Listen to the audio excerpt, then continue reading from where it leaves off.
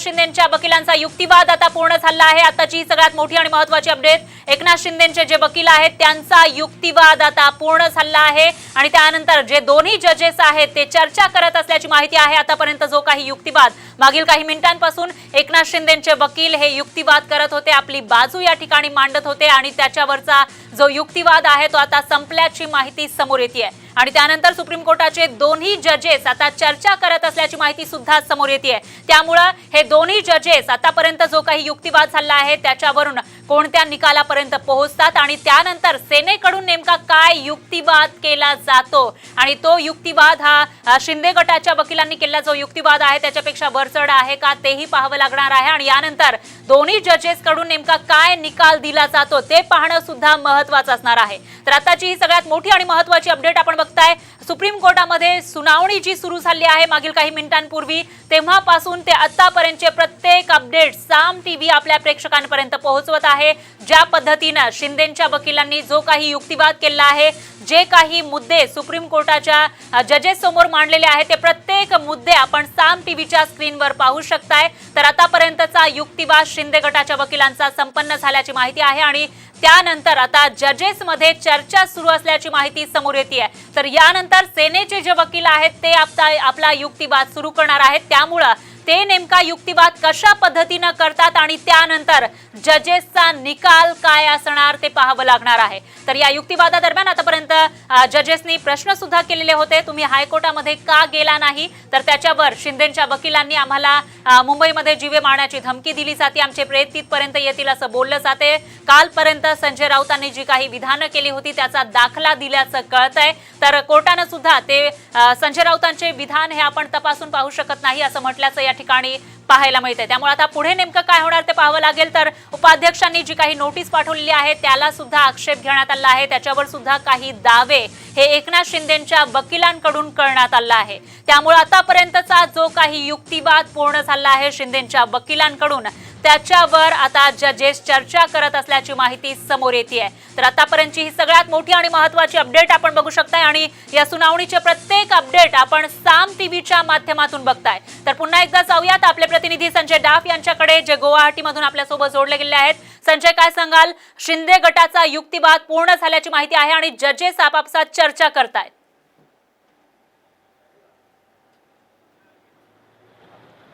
नक्कीच शिंदे गटाचा युक्तिवाद जो आहे तो आता पूर्ण झालेला आहे आणि या युक्तिवादादरम्यान सुरुवातीला जेव्हा सुप्रीम कोर्टाने विचारलं, न्यायाधीशांनी विचारलं की तुम्ही मुंबई हायकोर्टात का नाही गेलात, तर त्यांनी सांगितलं की आमच्या विरोधामध्ये कशाप्रकारे वक्तव्य होतात, संजय राऊत यांच्या वक्तव्याचा सुद्धा त्यांनी दाखले दिले आणि त्यामुळे आमच्या जीवाला धोका आहे म्हणून आम्ही मुंबईत न जाता आम्ही थेट दिल्लीमध्ये सुप्रीम कोर्टामध्ये आलो आहे असं सांगितलं। त्यामुळे सुप्रीम कोर्टानं यावर आपण या संदर्भामध्ये नंतर बोलूया असं म्हणत संजय राऊतांचा जो विषय होता तो बाजूला केला आणि त्यानंतर त्यानंतर युक्तिवाद सुरू झाला शिंदे गटाच्या वकिलांचा, तो म्हणजे 16 आमदारांचं जे निलंबन उपाध्यक्षांनी केलेलं आहे किंवा त्या संदर्भात नोटीस दिली आहे त्यावर त्यांचं असं म्हणणं होतं की ज्यांच्यावर आमचा विश्वास नाही, ज्यांच्यावर आम्ही अविश्वास आणलेला आहे त्यांनी आमच्यावर ही कारवाई केलेली आहे, त्यामुळे ही कारवाई जी आहे ही बेकायदेशीर आहे आणि आम्ही संख्याबळ जे आहे ते आमचं कायम आहे, आम्ही पक्षातून बाहेर पडलेलो नाही किंवा पक्षाने आम्हाला निलंबित केलेलं नाही आणि त्यामुळे 16 आमदारांचं निलंबन जे आहे ते तुम्ही कसं काय करू शकता, ज्या उपाध्यक्षाच्या विरोधामध्ये आम्ही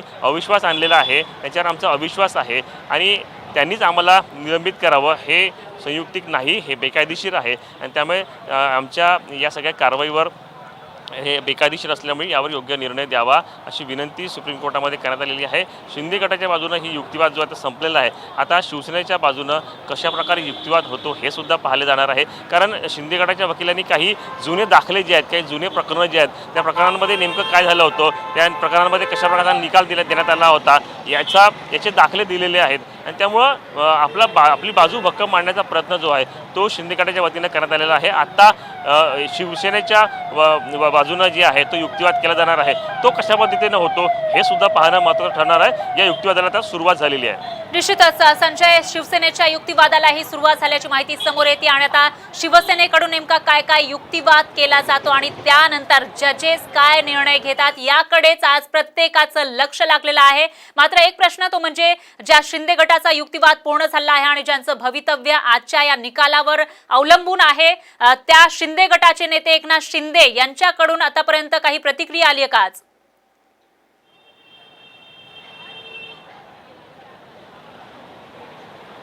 नाही, एकनाथ शिंदे यांच्याकडून आणि त्यांच्या प्रवक्त्यांकडून जे प्रवक्ते त्यांनी नेमलेले आहेत त्यांच्याकडून अद्याप कुठलीही प्रतिक्रिया आलेली नाही. खरं म्हणजे 11 वाजता सकाळी 11 वाजता उदय सामंत जे काल संध्याकाळी एकनाथ शिंदे यांच्या गटाशी मिळाले, ते बोलणार होते, आपली भूमिका मांडणार होते.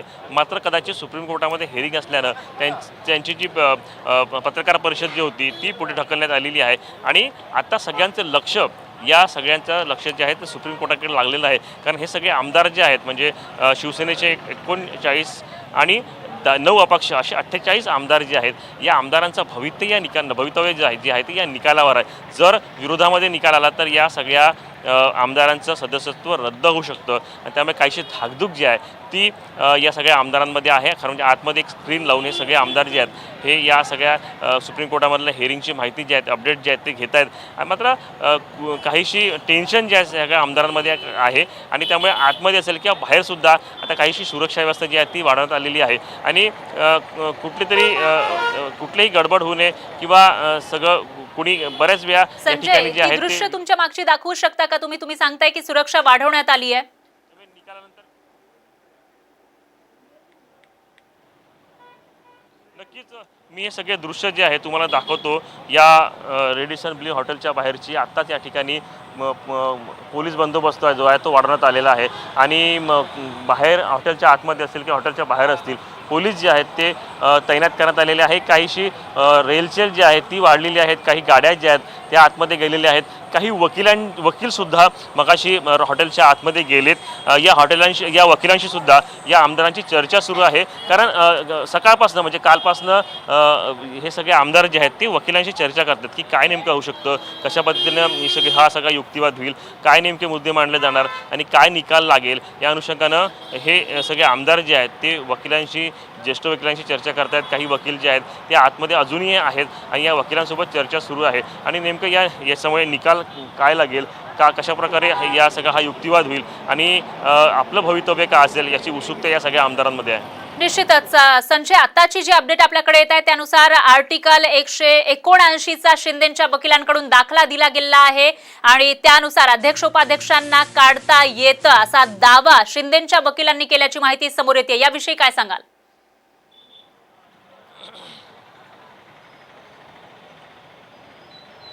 नक्कीच विधिमंडळाचे काही कायदे आहेत आणि या कायद्याच्या अनुषंगानं अध्यक्ष असतील उपाध्यक्ष असतील यांना मोठे अधिकार देण्यात आलेले आहेत आणि या अधिकाराला चॅलेंज नाही. कारण सुप्रीम कोर्टात जरी विषय असला तर अल्पमतात असल्याचा तरी सुप्रीम कोर्ट बऱ्याच वेळा हा सगळा विषय जो आहे तो विधिमंडळ आणि राज्यपालांकडे पाठवत असतो की हा विषय तिकडे विधिमंडळातला आहे, त्यामुळे विधिमंडळात हा विषय जो आहे तो सोडवला गेला पाहिजे. त्यामुळे विधिमंडळाच्या अध्यक्षांना उपाध्यक्षांना विशेष अधिकार देण्यात आले. काही कायदे या सभागृहाचे आहेत आणि त्यामुळेच या कायद्यांना ठरूनच ही नोटीस देण्यात आलेली आहे. असा युक्तिवाद जो आहे तो शिवसेनेच्या गटाकडून करण्यात आलेला आहे.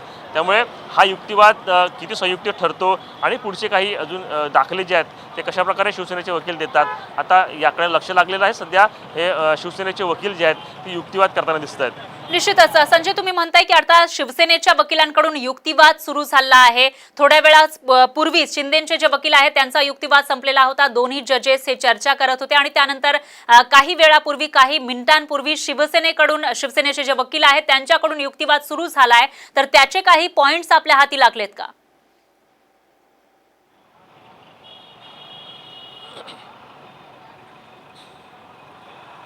नक्कीच आत्ता सुरुवात झालेली आहे जेमतेम.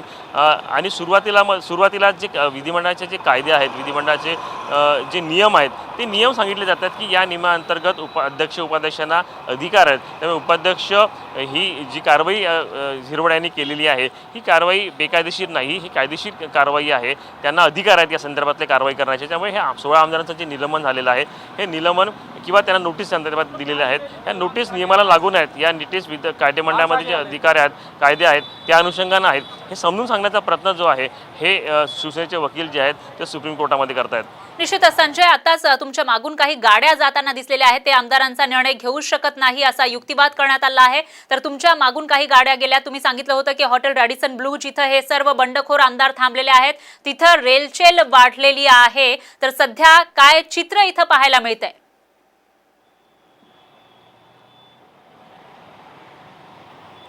नक्कीच मी थेट तुम्हाला दृश्य दाखवतो. रेलचेल जी आहे ती वाढलेली आहे. खरं म्हणजे माध्यमांचे प्रतिनिधी देशभरातल्या या ठिकाणी आलेले आहेत. या माध्यमांच्या प्रतिनिधींसुद्धा उत्सुकता लागलेली आहे की नेमकं काय होतं, नेमका काय निकाल लागतो. आणि त्यामुळे हॉटेलच्या बाहेर सगळे प्रतिनिधी जे आहेत ते हॉटेलमध्ये काय चालू आहे, आमदारांमध्ये नेमकं काय चालू आहे हे जाणून घेण्याचा प्रयत्न करत असतात. आणि याशिवाय या ठिकाणी भाजपचे काही नेते असतील किंवा आसाम सरकारमधले मंत्री जे आहेत ते सुद्धा या ठिकाणी भेट देत असतात. त्यामुळं रेलचेल जी आहे ती कायम असते. मात्र आज ही वर्दळ जी आहे ती अधिक वाढलेली दिसते आहे. आणि एकूणच सुप्रीम कोर्टाच्या निकालाच्या अनुषंगानं ही वर्दळ वाढलेली आहे. सुप्रीम कोर्टाचा निकाल काय येतो, त्यानंतर सत्ता स्थापनेसंदर्भातला काय सूत्र होतात, त्यानंतर कशाप्रकारे सरकार अल्पमतात येतं किंवा अविश्वास ठराव जो आहे, या सगळ्याच्या अनुषंगानं आता उत्सुकता वाढल्या गेलेली आहे. त्यामुळे आतमधली जेवढी वर्दळ आतमध्ये जेवढी उत्सुकता आहे तेवढीच उत्सुकता बाहेर सुद्धा आहे. आणि या सगळ्या सुप्रीम कोर्टाच्या निकालाकडे सर्वांचं, आमदारांचं असेल किंवा इतरांसुद्धा लक्ष लागलेलं आहे. निश्चितच संजय, फक्त महाराष्ट्राचं नाही तर अवघ्या देशाचं लक्ष याकडे लागलेलं आहे. दरम्यान विधानसभेचं अधिवेशन सुरू नसताना नोटीस कशी पाठवली असा प्रश्न करण्यात आला आहे. शिंदे गटाच्या वकिलांनी तसा युक्तिवाद केल्याची आत्ताची ही माहिती सगळ्यात आधी साम टीव्हीच्या स्क्रीनवर आपण बघू शकताय. आताची सगळ्यात मोठी आणि महत्त्वाची बातमी, शिंदे गटाच्या वकिलांनी जो युक्तिवाद केला आहे अतिशय महत्त्वाचा आहे. कारण अधिवेशन सुरू नाहीये तरी सुद्धा हे कशा पद्धतीनं नोटीस पाठवू शकतात असा प्रश्न शिंदे गटाच्या वकिलांनी विचारलेला आहे. तर आतापर्यंत जो काही युक्तिवाद शिंदे गटाच्या वकिलांकडून झालाय त्याच्यामध्ये काही महत्त्वाचे प्रश्न शिंदे गटाकडून विचारण्यात आले. आणि त्यामध्ये जेव्हा अधिवेशन सुरू नसताना उपाध्यक्ष हे नोटीस कशी बजावू शकतात असं सुद्धा या ठिकाणी विचारण्यात आलं आहे. त्यामुळे आता सुप्रीम कोर्टाचे जे जजेस आहेत ते या प्रश्नांचा कशा पद्धतीनं विचार करतात आणि शिवसेनेचे जे वकील आहेत किंवा उपाध्यक्षांचे जे वकील आहेत ते याला कशा पद्धतीनं प्रतियुक्तिवाद करतात ते पाहणं महत्त्वाचं असणार आहे. कारण याच्यावरच आजचा जो निकाल आहे तो निर्भर आहे. आणि त्यामुळे आजचा निकाल नेमका काय येणार याकडे सगळ्यांचं लक्ष लागल्याचं पाहायला मिळतंय. तर फक्त महाराष्ट्रातच नाही तर देशभरातील जनतेला आजच्या या निकालाची उत्सुकता आहे. कारण आजच्या या निकालानंतर महाराष्ट्रातील जो काही राजकीय पेच निर्माण झाला आहे त्याचा चित्र स्पष्ट होण्याची शक्यता आहे. त्यामुळे आताची सगळ्यात मोठी आणि महत्त्वाची अपडेट आपण बघू शकतोय. पुन्हा एकदा जाऊयात आपले प्रतिनिधी संजय डाफ यांच्याकडे. संजय, काय सांगाल? आपण बघतोय की एक महत्त्वाचा युक्तिवाद शिंदे गटाच्या वकिलांकडून आला आहे. तो म्हणजे अधिवेशन सुरू नाहीये तरी सुद्धा नोटीस कशी काय बजावली?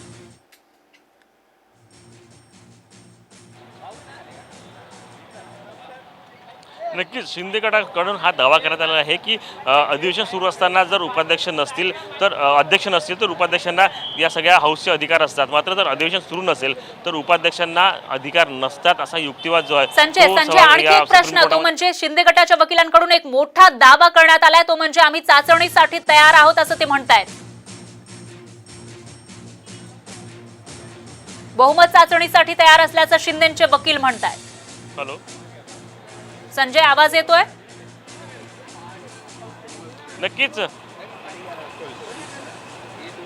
नक्कीच फरा म्हणजे शिंदे गटाकडून जे अपेक्षित होतं तेच होताना दिसतंय की शिंदे गटाकडे आता पुरेसं संख्याबळ आहे.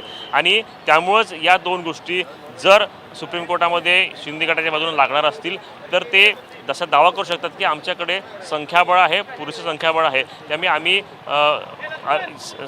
हाऊसमध्ये जाऊन आमचा फ्लोर टेस्ट देऊ शकतो. आणि तोच मुद्दा जो आहे तो सुप्रीम कोर्टामध्ये आता शिंदे गटाच्या बाजूने मांडण्यात आलेला आहे. संजय, मात्र एक गोष्ट लक्षात घ्यावी लागेल. शिंदे गटाच्या वकिलांनी जो मुद्दा मांडलेला आहे बहुमत चाचणीचा, तोच मुद्दा महाविकास आघाडीकडून वारंवार मांडला जातोय. शरद पवारांनी त्याचा उल्लेख केला होता. त्याशिवाय संजय राऊतांनी त्याचा उल्लेख केल्याचं पाहायला मिळालं होतं. याविषयी काय सांगाल?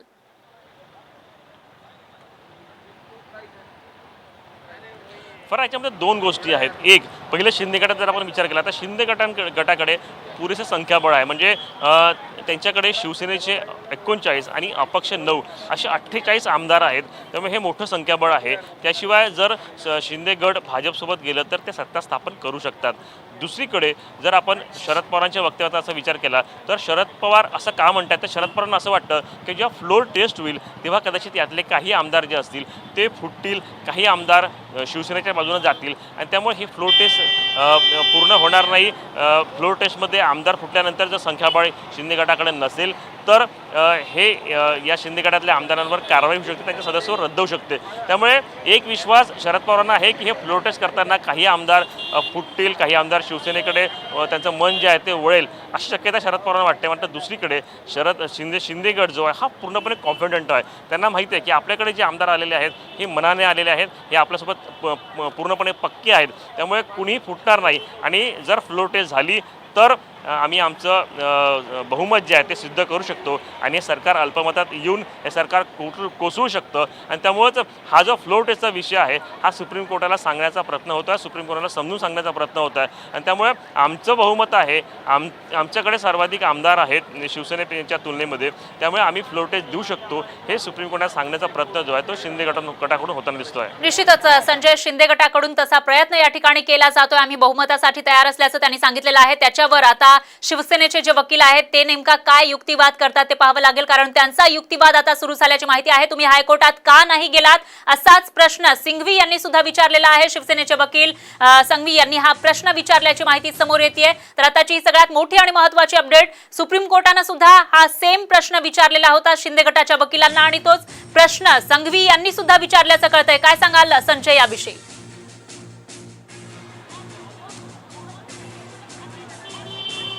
नक्की हा एक प्रश्न कायम होता की शिंदे गट हायकोर्टात न जाता थेट सुप्रीम कोर्टात का गेलं. आणि त्यामुळेच सुरुवातीलाच सुप्रीम कोर्टाच्या न्यायाधीशांनी हा प्रश्न त्यांना विचारला की तुम्ही थेट सुप्रीम कोर्टात का आले नाही, तुम्ही हायकोर्टात का नाही गेले. आणि त्यानंतर आता शिवसेनेच्या वकिलांसुद्धा तोच प्रश्न, हाच मुद्दा जो आहे पुढे ठेवला की तुम्ही सुप्रीम कोर्टात हायकोर्टात का नाही गेले, तुम्हाला हायकोर्टात जायला काय अडचण होती, तुम्ही सुप्रीम कोर्टात का आले नाही. नेमकं हा मुद्दा मांडण्यामागचा अर्थ सध्या कळलेला नाही, कारण नेमकं यामागचा उद्देश काय. पण शिवसेनेच्या शिंदे गटाकडून आधीच स्पष्ट करण्यात आलेलं आहे की आम्हाला मुंबईमध्ये जाण्याची भीती आहे, कारण ज्या पद्धतीनं सत्ता पक्षाकडून विशेषतः संजय राऊत यांच्याकडून जे स्टेटमेंट येत होते की आम्ही रेड्यासारखी तुमचा बळी देऊ किंवा तुमचे प्रेतच मुंबईमध्ये येतील, आणि या अनुषंगानं आमच्या जीवाला धोका आहे, आमच्या कुटुंबियांना धोका आहे. त्यामुळे आम्ही जर मुंबईत आलो तर मुंबईमध्ये आमच्या जीवाला धोका होऊ शकतो. त्यामुळे हायकोर्टामध्ये जाण्यासाठी आमच्या अडचणी वाढू शकतात. त्यामुळे आम्ही तसं न करता आम्ही थेट सुप्रीम कोर्टामध्ये हा विषय मांडलेला आहे.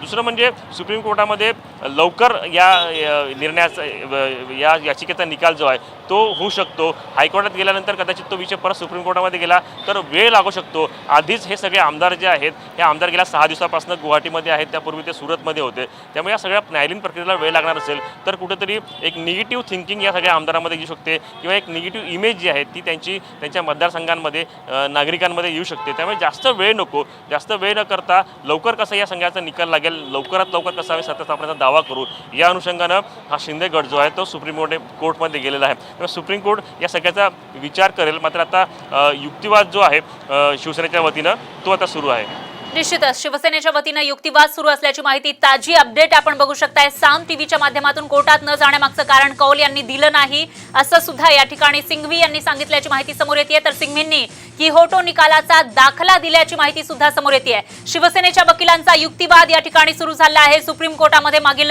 अर्ध्या तासापासून ही सुनावणी सुरू आहे आणि त्यामध्ये आधी जे शिंदे गटाचे वकील आहेत त्यांनी बाजू मांडलेली आहे, आपला युक्तिवाद पूर्ण केला आणि त्यानंतर शिवसेनेच्या वकिलांकडून युक्तिवाद सुरू असल्याचं पाहायला मिळतंय. त्यांनी किहोटो निकालाचा दाखला दिल्याचं कळतंय. तर त्यांनी या ठिकाणी पहिला प्रश्न विचारलाय तो म्हणजे हायकोर्टात का गेला नाहीत, आणि त्याचं उत्तर शिंदे गटाच्या वकिलांनी दिलं नाही असं सुद्धा युक्तिवाद सिंघवी यांनी केल्याची माहिती समोर येते. आणि पुन्हा एकदा जाऊयात आपले प्रतिनिधी संजय डाफ यांच्याकडे. संजय, आपण बघतोय की शिंदे गटाचे जे वकील आहेत त्यांनी प्रश्न तर केला की त्यांना प्रश्न करण्यात आला होता की तुम्ही हायकोर्टात का गेला नाहीत, मात्र त्यांनी बाकी सगळ्या गोष्टी सांगितल्या पण याचं उत्तर दिलं नसल्याचं सिंघवी म्हणतायत. तर या ठिकाणी अटीतटीचा असा युक्तिवाद होताना दिसतोय. काय सांगाल याविषयी?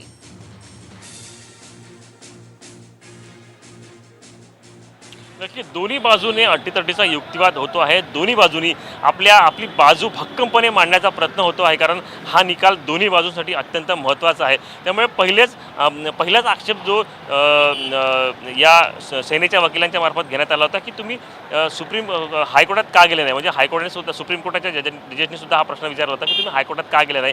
आणि तोच धागा शिवसेनेच्या वकिलांनी सर्वप्रथम मांडला की तुम्ही हायकोर्टामध्ये का गेले नाही. खरं म्हणजे शिंदे गटाचा असा युक्तिवाद होता की या संदर्भामध्ये मुंबईमध्ये आम्हाला यायला धोका होता, वक्तव्य होती, पण ठोस असं उत्तर जे आहे ते मिळालेलं नाही आहे. त्यामुळे या प्रश्नावर हा प्रश्न जो आहे तो उचलून धरलेला आहे सेनेच्या वकिलांकडून. त्यामुळे आता अपेक्षित उत्तर आलं नाही असं सुद्धा शिवसेनेच्या वकिलांकडून सांगण्यात येत आहे. त्यामुळे आता यावर काय उत्तर देतं शिंदे गटाचे वकील हे सुद्धा पाहणं महत्त्वाचं ठरणार आहे. निश्चितच संजय, मात्र एक उत्सुकता आहे ती म्हणजे एक व्हिडिओ या ठिकाणी दिसतोय शिंदेचा, एकनाथ शिंदे आणि त्यांचे जे समर्थक आमदार आहेत त्यांचा ताजा व्हिडिओ आपल्याकडे दिसून येतोय. तर त्याविषयी काय सांगाल? कारण एकीकडे सुनावणी सुरू आहे तर हे जे बंडखोर आमदार आहेत ते चिल करताना दिसत आहेत.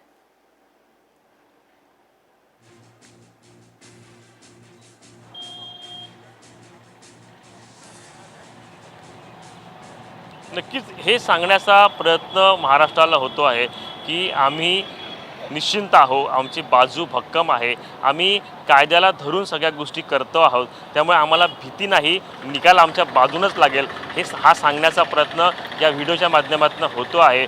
आमच्यावर दडपण नाही, आम्हाला कुठलीही भीती नाही हे दाखवण्याचा प्रयत्न या व्हिडिओच्या माध्यमातून होतो आहे.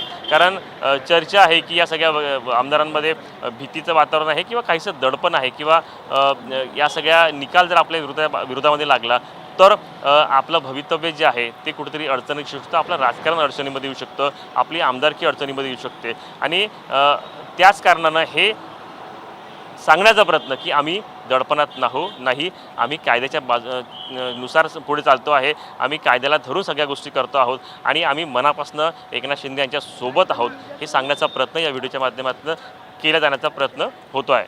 अगदी बरोबर आहे संजय, मात्र याला असंही म्हणावं लागेल माइंड गेम खेळला जातोय. शिंदे गटाकडून वेळेची मर्यादा कोर्ट ठरवू शकत नाही, अरुणाचलचा चुकीचा दाखला दिला जातोय असं सिंघवी यांच्याकडून सांगण्यात आल्याची ताजी अपडेट आपल्याकडे येते. वेळेची मर्यादा कोर्ट ठरवू शकत नाही असंही सांगण्यात आलं आहे. आताची सगळ्यात मोठी आणि महत्त्वाची बातमी आपण बघू शकतोय. सध्या शिवसेनेचे जे वकील आहेत ॲडव्होकेट अभिषेक मनु सिंघवी यांचा युक्तिवाद सुरू झाला आहे. तर त्यांनी वेळेची मर्यादा कोर्ट ठरवू शकत नाही, तर अरुणाचलचा जो काही दाखला शिंदे गटाच्या वकिलांनी दिलेला होता तो चुकीचा होता असं सुद्धा सिंघवी यांनी सांगितल्याचं या ठिकाणी कळत आहे. त्यामुळे आता याच्यावर सुप्रीम कोर्टाचे जजेस काय विचार करणार आणि त्यानंतर नेमका काय निकाल देणार याकडे आता सगळ्यांचं लक्ष लागल्याचं पाहायला मिळतंय. आताची सगळ्यात मोठी आणि महत्त्वाची बातमी आपण बघू शकतोय. सुप्रीम कोर्टामध्ये सध्या जी सुनावणी सुरू झालेली आहे मागील अर्धा एक तासापासून त्याच्या प्रत्येक अपडेट आपण साम टीव्हीच्या माध्यमातून बघतोय. जो काही युक्तिवाद शिंदे गटाच्या वकिलांनी केला आहे त्याचेही प्रत्येक अपडेट आपण या ठिकाणी बघितलेले आहेत आणि त्यानंतर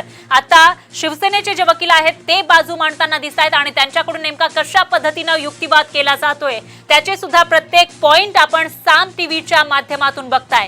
तर उपाध्यक्षांच्या निर्णयापर्यंत कोर्टानं वाट पाहावी असं सुद्धा सिंघवी या ठिकाणी म्हणतायत. त्यामुळे आता कोर्ट यावर काय निकाल देणार ते पाहावं लागेल. तर वेळेची मर्यादा कोर्ट ठरवू शकत नाही आणि अरुणाचलचा जो काही दाखला दिला जातोय तो चुकीचा असल्याचं सिंघवी यांनी आपल्या या युक्तिवादादरम्यान सांगितलेलं आहे. उपाध्यक्षांची सुनावणी आधी व्हायला हवी असंही ते सांगतायत. उपाध्यक्षांच्या निर्णयापर्यंत कोर्टानं वाट पाहायला पाहिजे असं सुद्धा या ठिकाणी सिंघवी म्हणताना दिसत आहेत. त्यामुळे आता त्यांचा हा युक्तिवाद संपेपर्यंत नेमके कोणकोणते मुद्दे त्यांच्याकडून मांडले जातात आणि त्याचबरोबर याचा विचार सुप्रीम कोर्टाचे जजेस कशा पद्धतीनं करतात आणि त्यानंतर नेमका निकाल काय येणार ते पाहणं महत्त्वाचं असणार आहे. कारण निर्णायक असा हा निकाल असेल. महाराष्ट्रामध्ये जो काही राजकीय पेच प्रसंग निर्माण झाला आहे, भूतो न भविष्यती असा हा पेच प्रसंग महाराष्ट्राच्या राजकारणात निर्माण झाला आहे आणि त्याच्यावर आता सुप्रीम कोर्टामध्ये सुनावणी सुरू झाली आहे आणि या सुनावणीचे प्रत्येक अपडेट आपण साम टीव्हीच्या माध्यमातून बघतोय. कारण महाराष्ट्रातील प्रत्येकाला आज उत्सुकता आहे ती म्हणजे हा निकाल नेमका काय असेल आणि या निकालामध्ये कोणाची बाजू वरचढ ठरणार आहे. तर जी काही बाजू आतापर्यंत मांडली गेलेली आहे त्याचे प्रत्येक अपडेट आपण साम टीव्हीच्या माध्यमातून बघितलेले आहेत.